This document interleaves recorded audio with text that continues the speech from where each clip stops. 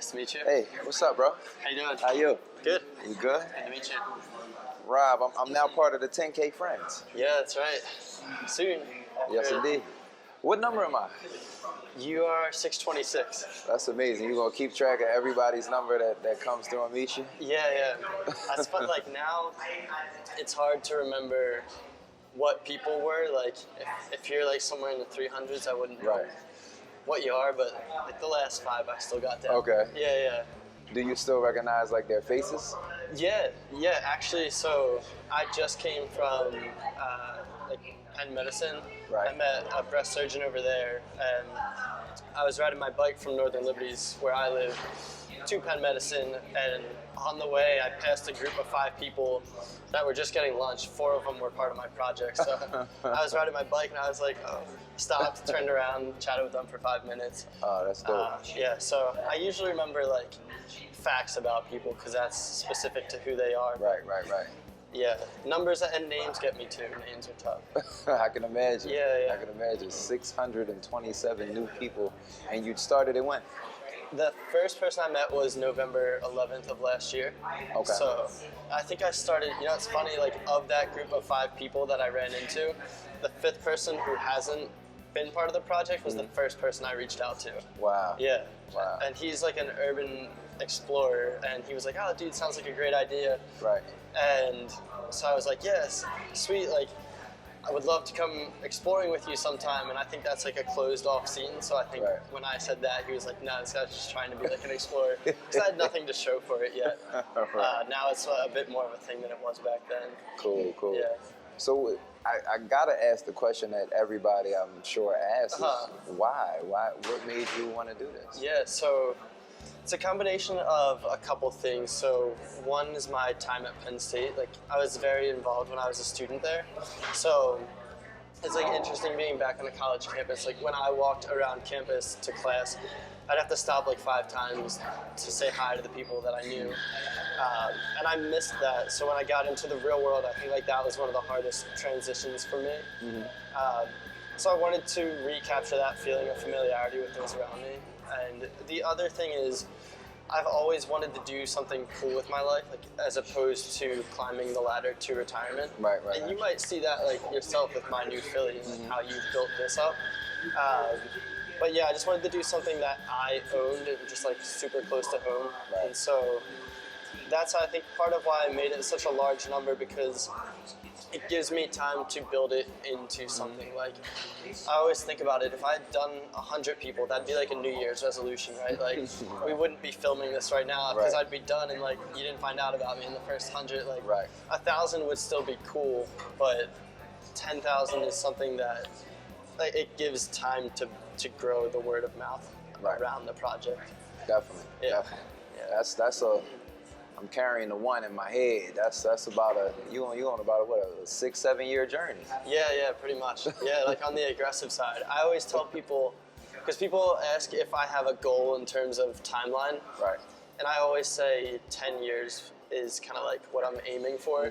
I can see that. And yeah, so I'm like a year and 2 months into it now, so like 9 more years. So how old are you now, if you don't mind me asking? I just turned 26 on New Year's. Okay. Yeah, so hopefully by the time I'm 35, I'll be done.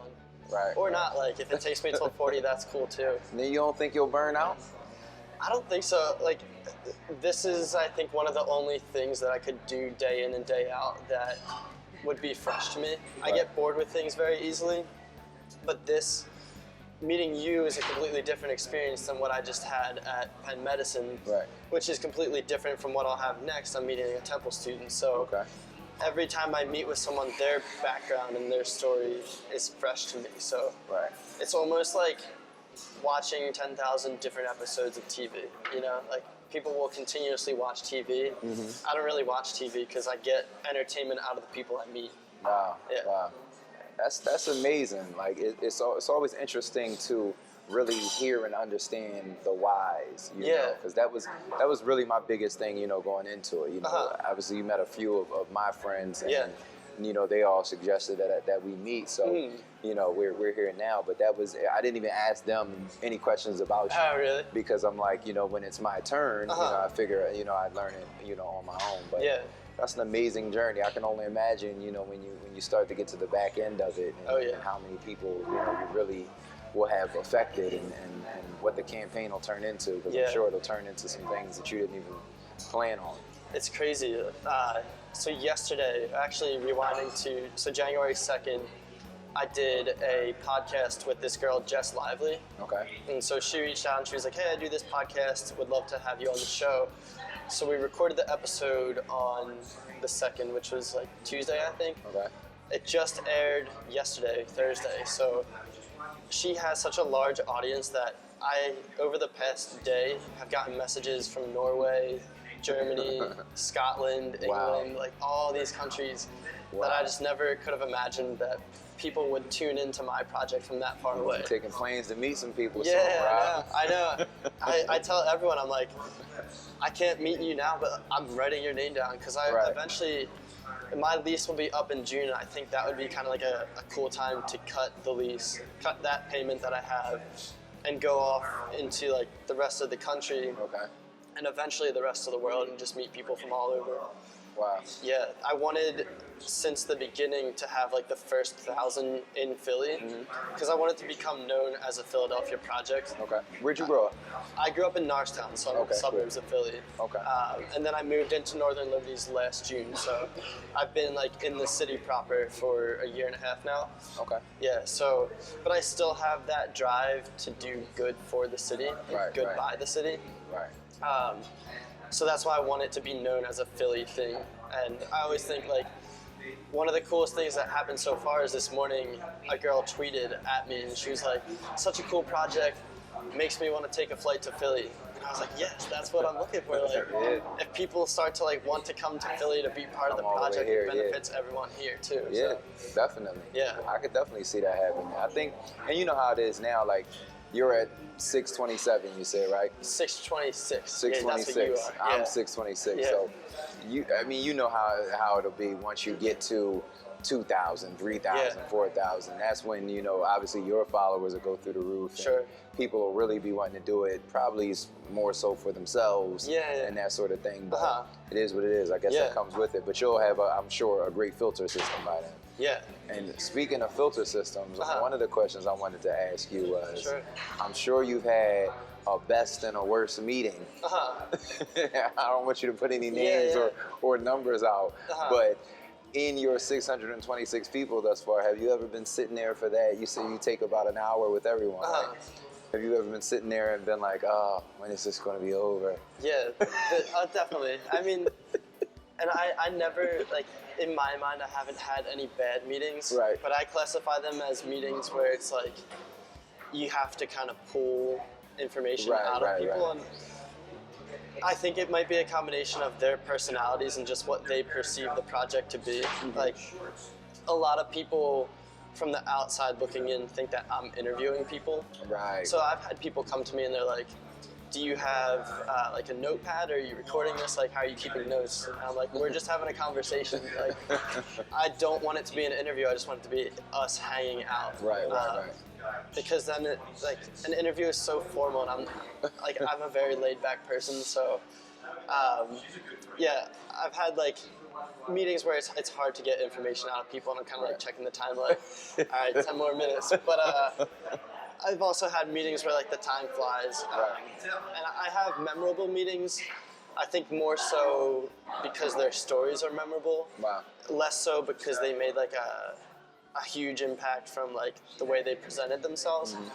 But there are definitely people that also give me energy when I'm meeting with them. It's like I'll walk away from a meeting feeling like I could go into it being tired and come out of it being like super energized. Right. Transfer the energy. Yeah. So along the lines of people that you've met, few questions I have. What would you say the best place you met someone was? The best place, so the one guy I met on the roof of the FMC tower here. Okay. So it wasn't like the roof, but you know how it's kind of like multi-level? Right. We met on the lower roof. I think it was like the 26th floor or something like that. And it was sweet because when he messaged me, he told me he worked at the FMC tower. So when I went there, I walked into the office and I was like, hey, I'm here to meet so-and-so. And they're like, what company does he work for? Because he's not in our directory. I was like, oh, give me his number, I'll give him a call. And so I'm at the front desk with this woman asking me what company he works for, and I call him and he's like, all right, don't go to the front desk, don't tell him that I'm meeting you. I was like, okay. And so he's like, I'm a construction worker here, so I'll take you up the construction elevator. Right. And I was supposed to meet him outside. And so the woman was like, what company does he work for?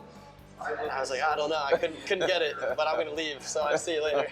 And we went outside and that went up in the construction elevator and just chatted on the roof of the building while it was still under construction, and the background was the Philly skyline from an angle that I've never seen before. That's dope. Yeah. That's a good meeting right there. Yeah. And then another guy, I have an affinity for roofs. I love roofs. Okay. But there was a guy I met in New York City who we actually met at Quad, which is a recording studio up there. And I walked in and it's record labels on the wall of J. Cole, Mariah Carey, DMX. I was like, what is this place? So, it was just really cool to be there. And that dude actually was a producer for Missy Elliott at one time. Yeah, and he took me onto the roof of their studio, which overlooks Times Square. Wow. Yeah, so. That's pretty crazy. Yeah. That's crazy right there. There's definitely several times where I just take a moment and I'm like, how did I get here? Right. In this particular spot? What am I doing right now? It's got to fascinate you that you got way more of that in front of you than you have behind you. Yeah, it's crazy. I know. That's how you're going to be all over the world with this. I can see it. Yeah, and I can't even comprehend what it'll be because I can't dream up what those situations will be. Yeah. So, tell me if you have have you met anyone who has kind of become a part of your life now? Have you met any friends that it didn't just go that one meeting, but it went further than that? Maybe you met up with them again. Yeah. So that is those people I mentioned that I ran into. Well, it's cool. So my philosophy on friendship in adulthood is that it's just context in addition to frequency of meeting people. So you and I, for example, after today, we have context to our relationship. Right. So the next time I see you, it won't be like, oh, nice to meet you. Right. It'll be like, oh, what's up, man? How's it going? Yeah. So the more I see people, the more that, the more closer I become to them. Okay. So one of those people, or two of them rather, are Lolly Galvin, who runs the Dignity Project in Philly. So her Instagram is @RealHumanist, and she's just been basically handing out toiletries to the homeless. She gives out sleeping bags to the homeless. Just does a lot of great work with them. And the other guy is this guy, Britt Carpenter. I think Britt introduced me to Lolly, but I've just kept in touch with both of them because I admire what they're doing and they admire what I'm doing. And I've seen them around town in person. So Britt and I have gotten lunch before, post-meeting. Lolly and I have done coffee post-meeting. And then I'll just run into them. And sometimes I'll go to Instagram meetups. Photographers will do meetups around the city. I have a circle of friends who are photographers or Instagram photographers here in the city. So I've seen them at meetups. Okay. Just all different types of things. And it's cool for me to do that because I'm excited to see what that looks like 20 years from now. Right. One of the small, it's a trivial reason, but one of the reasons I chose 10,000, I heard this commencement speech where the guy giving the speech said that the average person meets 10,000 people in their lifetime. So I was like, what if you compress that to age 35? What comes of those relationships and what kind of lifestyle does that lead you into? Right. So I'm already starting to see it, and I already have people who I consider my friends in the city. But it'll be interesting because I'm sure 20 years from now I'll be like, the first time we met was through my project. Right. Right. Yeah. Definitely. Yeah. It's definitely going to, in my estimation, going to give you a different view of life and the world and people and things like that, because you'll have such a condensed time to kind of process what people mean to the world and what people mean to relationships and friendships. And that's something that like you know, the guy at the commencement mentioned, if you take a lifetime, I mean, you're talking average maybe 75 years. Yeah. You compress that into 10, you're going to be able to do some powerful things with that information. Oh yeah. I see you doing TED Talks and all that type of stuff. Yeah. Off of the experience. Yeah, I'm sure that stuff will start to pop up along the way. And it's cool because I know my lifestyle and I know my upbringing, but I haven't lived the upbringing of someone else, like in a different situation. So it's cool to walk through their perspective. Definitely. And I say, like, I now have 625 and now 626 perspectives on life. Right. And like the path that my life could have taken if things had been different. So Word. Yeah. I got some stories about that, Rob. I think we got some time. Yeah. So if we gonna be friends, we might as well get into it. Yeah, right? yeah. So I'm gonna tell you my story. So I come from family of a mother that was crack addicted. Okay. A father that was a drug dealer. When I was 2 months old, my father was incarcerated. He would spend the next 29 years in the penitentiary. Okay. So my relationship with my father was a few visits while I was younger. That was it. My relationship with my mother was, by the time I was 3, I was in my first foster home. When I was 6, I came back to her, and by the time I was about to turn 7, I was in another foster home. That second one was out in Bethlehem, with a white family. I would jump between probably 3 or 4 different white families at that time. And then when I was about 10, I came back with my mother 9.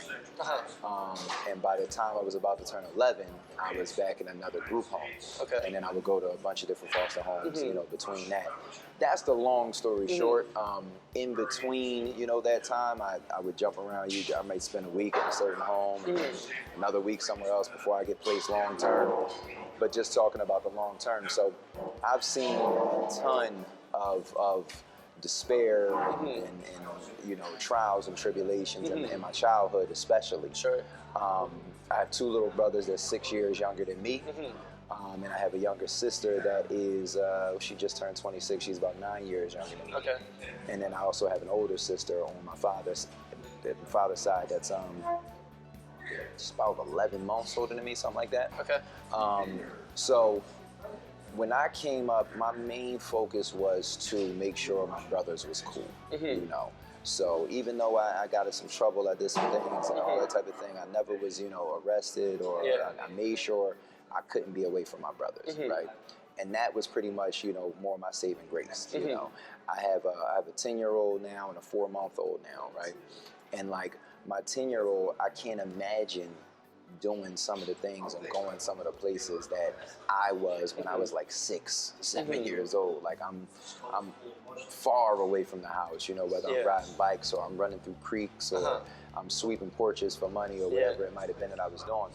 I look right now and it's like I can't imagine my 10-year-old, you know, doing some of those things.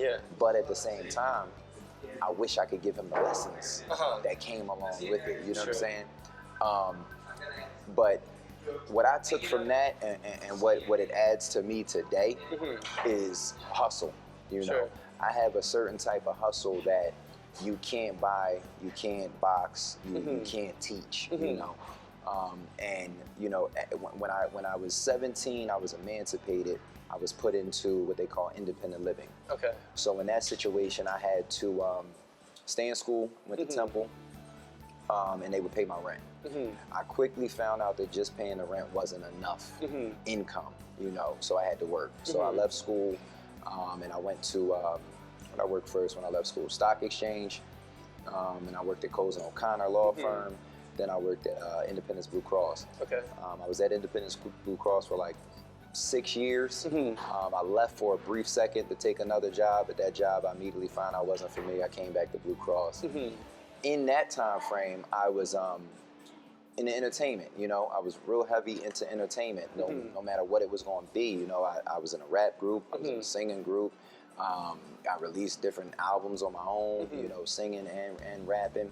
I was acting, I was modeling, been in a ton of plays. I've been in some reality TV. I've been on Comedy Central, Fuse TV.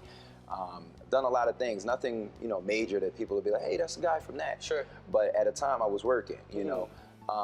But I quickly kind of fell in love with being more creative and being, you know, in front of the camera. Sure. And obviously I realized that if I did create, I would have the opportunity to be on camera as, you know, we are now by creating that thing and not waiting for someone else to do it, you know. So around the time, I'm 35 now, around the time I was 25-ish, was when I, you know, decided to stop letting other people determine my destiny, and that I wanted to be a filmmaker. You know, I just flat out decided. You know, I didn't have any expertise in it. The only thing I knew was being in front of the camera. I knew nothing about being behind it. But what was a turning point for me was I lost a major competition, and me saying I lost is me just embracing that, right? I was actually robbed. Okay. So, unbeknownst to me, I was playing for second from the start of it. You know, the guy who won was the son of the best friend of the guy that put it on, right? Gotcha. I didn't know that. So here I am, did everything I had to do. You know, I pretty much, you know, had the competition in the bag, and they called me for a second runner-up. So I'm like devastated, right? I'm like, I'm almost not about to go up and accept the second place, but I don't want to be a sore loser. Sure. And even people in the back are like how is he second? Like who could have, you know, won? Yeah. So I went, I asked every judge, you know, who'd you pick? Who'd you pick? Who'd you pick? Everybody said they picked me, right? And it was one guy that was kind of behind the scenes that told me what happened. You know, he like, don't give up, you know, keep doing your thing, you know, there's just political, these types of things happen. So on my ride back from New York, I was like, man, what am I going to do? What am I going to do that nobody can take away from me? You know what I'm saying? And it was film directing, you know, because at that time, I always had stories in my head. I always had, you know, ideas for skits or movies or shows. Sure. But I always talked myself out of it into say, I don't have that much money or I don't have the skill. Right. I don't know how, you know, I can't do that. And at that time in my life, I said, you know what, I am going to do that. You know, who cares if I don't have a base to start? I'm going to start. And what I did then was I started looking for work again. At that time, I had left Blue Cross, and I was doing things like bartending, personal training, little construction, whatever I could get my hands in to make a little bit of money. But I started actively looking for work again as well. And I ended up working at Comcast for about 2.5 years. Okay. But in that interim, all I would do was study. All I would do was find what tutorial I could jump on, you know, find what YouTube video I could watch. I bought probably 4 or 5 different, you know, rinky-dink cameras and softwares to edit on and stuff like that before I finally, I was about 30 or 29 when I bought my first prosumer camera, which was a 7D, Canon 7D. Okay. And even in getting that, it was a rude awakening. It was like, okay, this is like A in a alphabet that goes to Z, right? So I'm like, I thought I was ready, but I need so much more. But that was a good thing, you know, and it's a rich man's hobby. It's not, you know, it's not for somebody that doesn't have the dollars to put into it. But I wasn't put off by that. I was like, I'm determined to get this thing started. So bring it full circle to where I am today with My New Philly. I started a company called Social Scenes under my brand, which is Focus Studios. So Focus Studios is my production company. Okay. Right? Under Focus Studios, I started a brand called Social Scenes. Okay. Social Scenes tied me into everyone I knew. From me being out and about on the scene and going to parties and events and stuff like that, people knew me. They didn't know me to be working with a camera, but they knew me enough for me to say, hey, Rob, you're having an event, let me come shoot it. Sure. I won't charge you anything. I did that for a year straight, you know, just going to events, just shooting, not making nothing unless somebody just was like, hey, here, take a couple of bucks. Sure. But that built my skills up, right? And in my opinion, it was the best way to learn the camera because when you're doing events, you don't have a redo. You don't have a, hey, like, cut, take 2. You got to get it when it's there, you know? And I remember seeing myself go from the place where I didn't know what to do with the camera and I had to like take a moment and ready myself to get into a place where it can be pitch black and I can, you know, see what shot needs to be gotten and I can just switch, and I'm ready to go, you know? And bringing that into production, I feel like gave me a head start on all sorts of competition.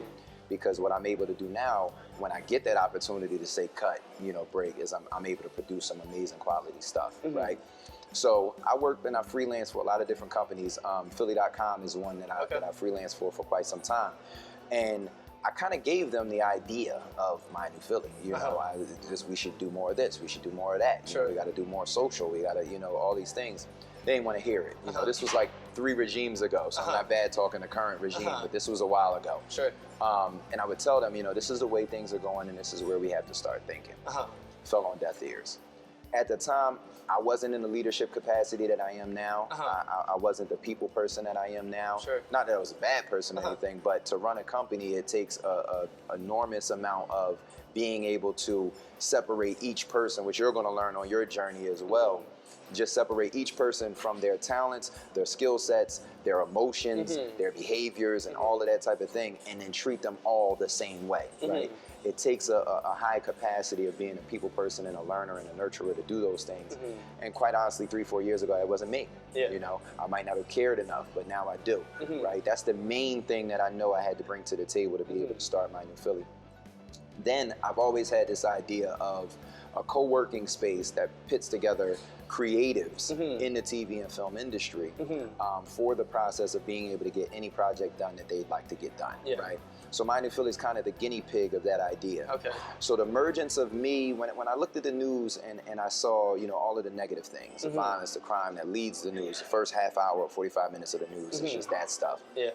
But I'm out and about all the time, and I see all these people doing wonderful things. Even like the girl you mentioned giving the toiletries to the homeless and stuff like that. These people get no coverage, Yeah. But those are the stories that build a city, and those are the stories that take a city to the nenext level.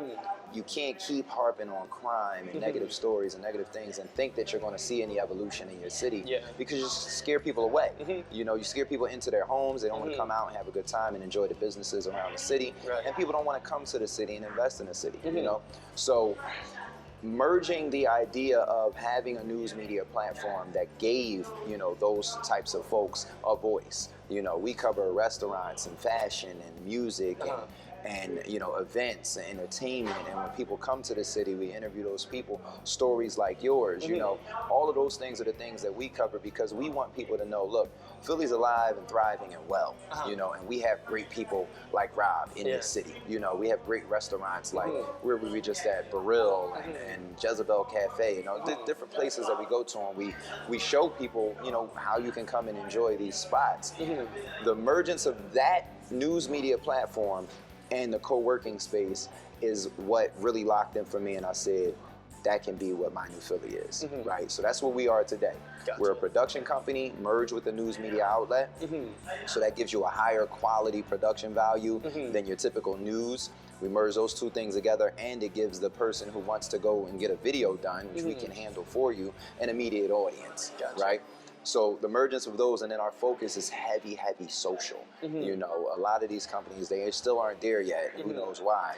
But our focus is very, very heavily social. So now we have a community of creatives that come together. It's not a 9 to 5 for anyone, but it's open door. People come and go. They do the projects that they're owed to us. Everybody has a certain quota. But after that, you can do whatever you want. You can use the equipment, take it, go off, do your own project, make some money, and we don't charge them anything for that, right? It's just to nurture the Philadelphia creative, right? And we have a policy around the office, we call it get busy. As long as you're getting busy, nobody's gonna look at you crazy. And that simply means if you have a certain quota and that quota is met, do what you want to do. So that's kind of my story in a condensed version, right? And I still haven't heard your upbringing either.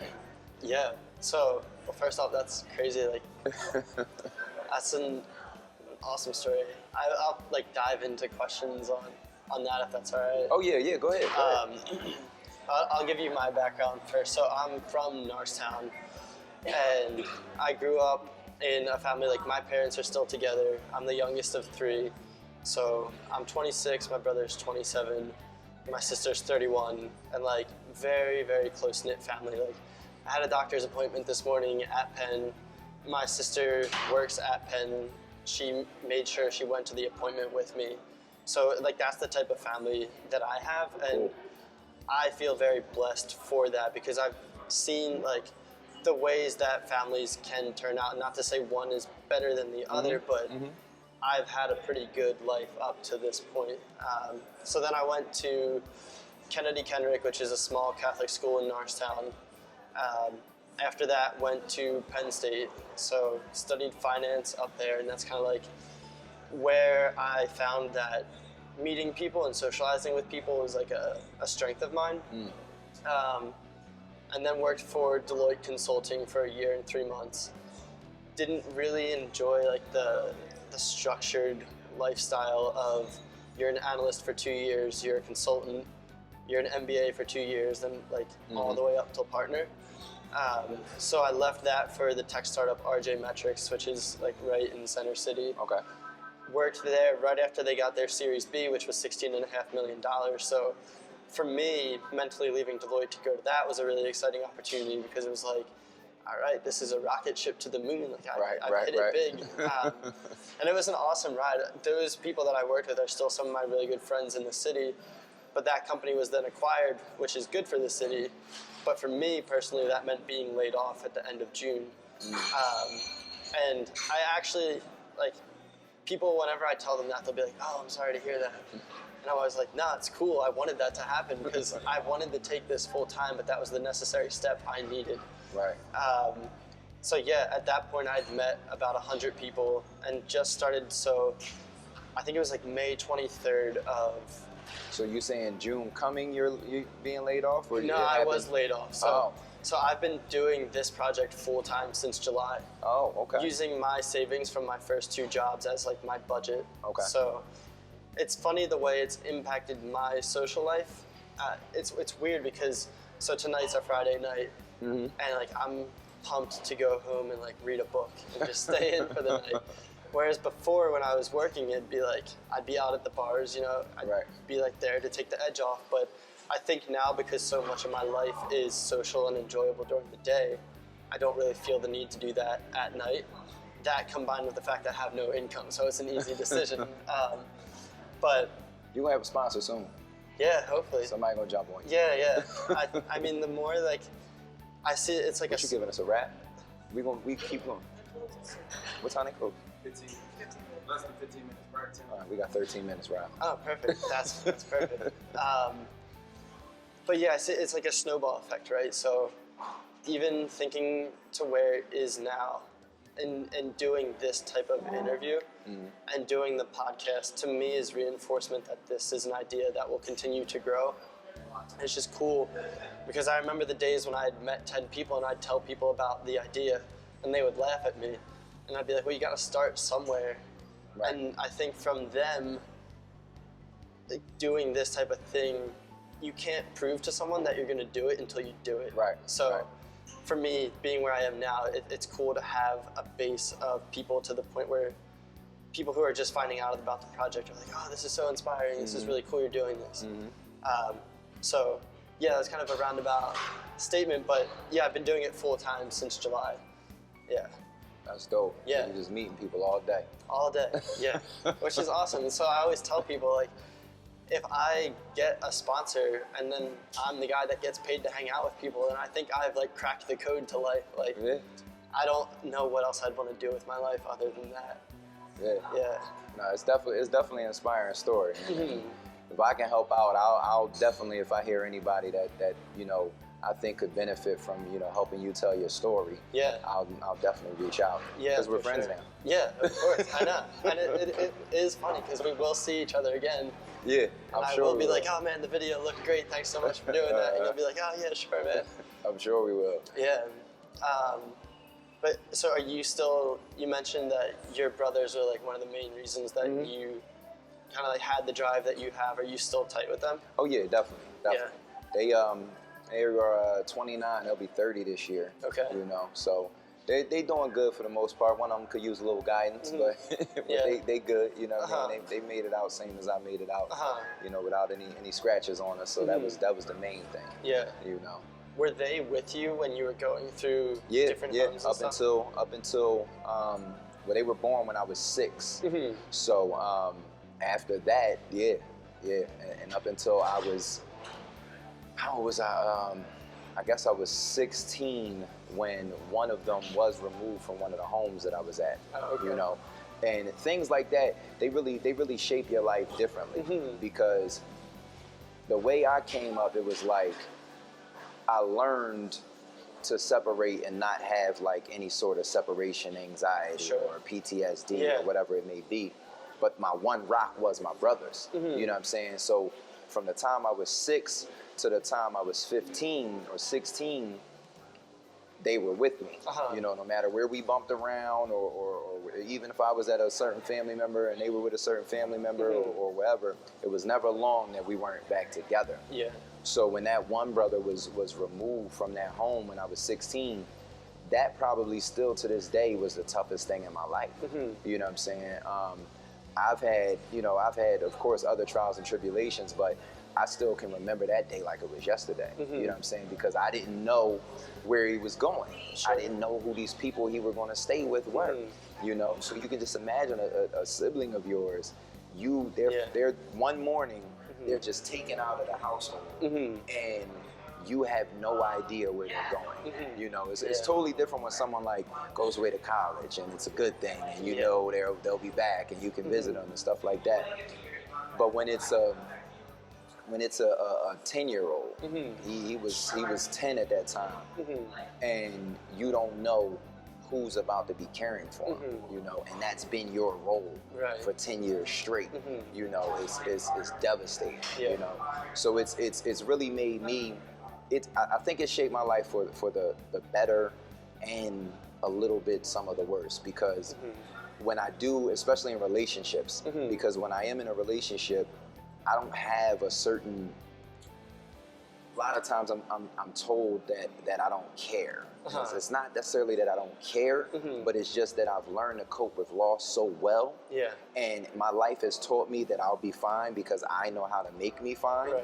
That, you know, typically a woman that I deal with, they don't understand it. Doesn't necessarily mean I want to lose you or anything like that. It simply means if it comes to that point, I'm probably not the guy that's going to act the same way your last guy acted when you broke up or anything like that, because that scar on me has just been beaten and beaten and beaten. You know, I've moved so much that I've had best friends, and the next day I'm not there no more. You know, I've had, you know, classmates and whole schools, and the next day I'm not there no more. You know, I probably went to like 19 different elementary schools, 4 middle schools, high school was my only one stop.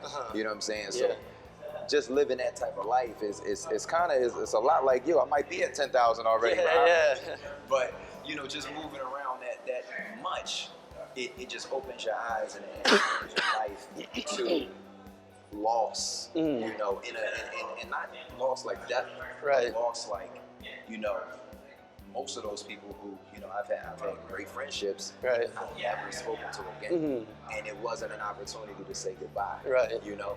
So now it's like, while I do cherish friendships, and I do have people who I've gotten close with and kept close relationships over time, it doesn't break me up like it would, you know, a normal person. But it's also made me such a hustler to go out and get things on my own.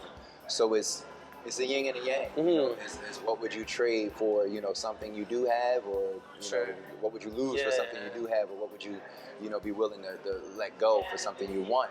You know, but I just think life is life for everybody, man. You know, it's you know, I've learned not to question people about, you know, the things that they hold in high regard or the things they hold in low regard. You know, one of the sayings I always say is everybody's hell is different, right? Everybody's heaven is also different. So those things that motivate people, you can't question people on. You know, when I was coming up, if people were talking crazy to their parents, I used to almost want to fight them. You know, like why are you disrespecting your mom? You're lucky to have them. But as I grew, you know, older, I learned that that's their hell. Whatever they're going through, that's their hell. They've never seen what I've seen. Right. And it doesn't make what I went through or what they're going through any, you know, worse or whatever, because I was chosen to take my path for a reason, as they were chosen to take theirs. So it kind of got me to a mindset where I was like, you know, got to take care of me to take care of everybody else. But at the same time, like, anybody on my team, I tell you, I go hard for this team. I go hard for my new Philly. It's not a game. It's not a joke. I'm not playing. I'm not just doing this to do this. And we only 15 months old, and we've made amazing strides. You know, and this year we're gonna make some even bigger ones. You know. Yeah. So My New Philly is 15 months old. Yeah. Nice. Yeah. And does that? So you had social scenes, right? Is My New Philly like umbrella or? My New Philly is its own LLC. Oh, okay. It's right now backed by Focus Studios, which is my production company. So that's how I make money and pay my bills is Focus Studios. Okay. But My New Philly is we're finally at a state where we've proven what we can do. You know, our first year was really about proving what we can do. You know, and staying consistent with our quality of content. Right. Because from me being in that space, I know that that's the biggest mitigating factor that a lot of people look at is this can't be sustained, right? Now we've shown you that we can sustain it, right? We've also shown you that we have a great visibility, right? A great impact on the city. We touch all cultures, all people, all races. It doesn't matter. So now it's time to make some money. It's time to show people how we can help their companies grow, how we can get their messages out. It's time to show Philadelphia how we can help you fall back in love with Philadelphia. And all of that comes at a premium, right? You know, they got to pay the man. Yeah. That's awesome.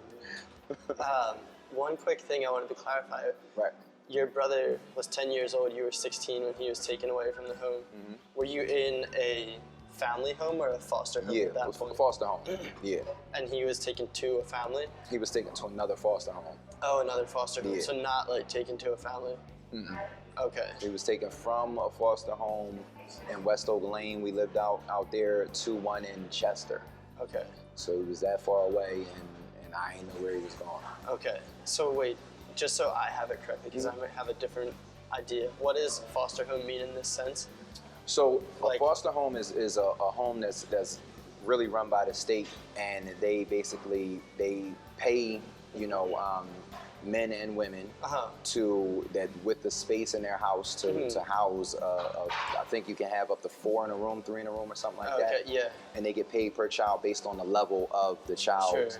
Kind of every child's given a level based on like their behavior, their health, their mental health, all of that, and whatever their number is determine how much you're paid to care for that child. Yeah. So a lot of people think foster parents aren't being paid, but they are.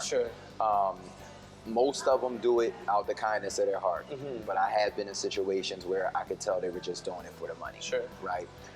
So that's essentially a foster home. It's governed by the state or the city, and it's just, you know, people take you into their home. They can keep you as long as you have to be in the system. They can also say, hey, at 30 days, I want to give notice. I want this kid out of my house, right?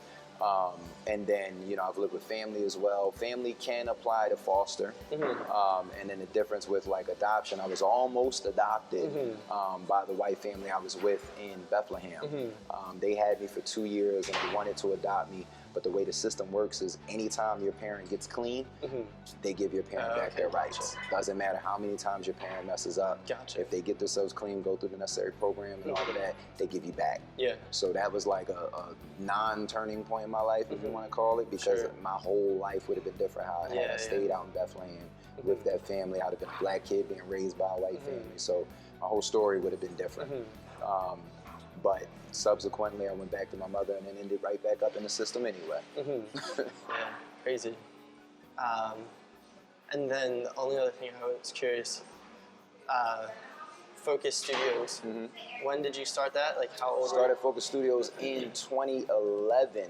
Okay. 2011. We'll turn 6 this March. And then Social Scenes, is that still going? And when did Social you start Scenes that? is, but we transformed it into a segment on My New Philly. So it was always event recap, but it started as urban event recap, and now it's like the bigger events recap.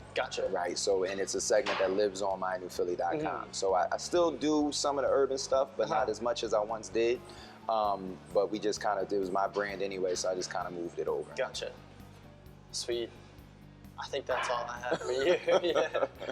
Fresh out of questions, new friend? Yeah, I think so. We'll start. Yeah, we're like right on the dot. Right on the dot. There we go. There we go. Yeah. It's been great, man. Yeah. It's been great to meet you. So great much. to chat with you. Yeah. I wish you all the best on this long journey. Yeah. And we want to come back. We want to come back Yeah, and, for sure. and find you when you're doing some of your milestone interviews, maybe 1,000 or 2,500, 5,000, 10,000.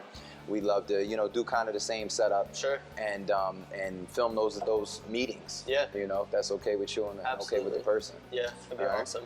Yes, indeed. Yeah. All right. You Thank want you. to take a photo? Yeah, we gotta get a photo.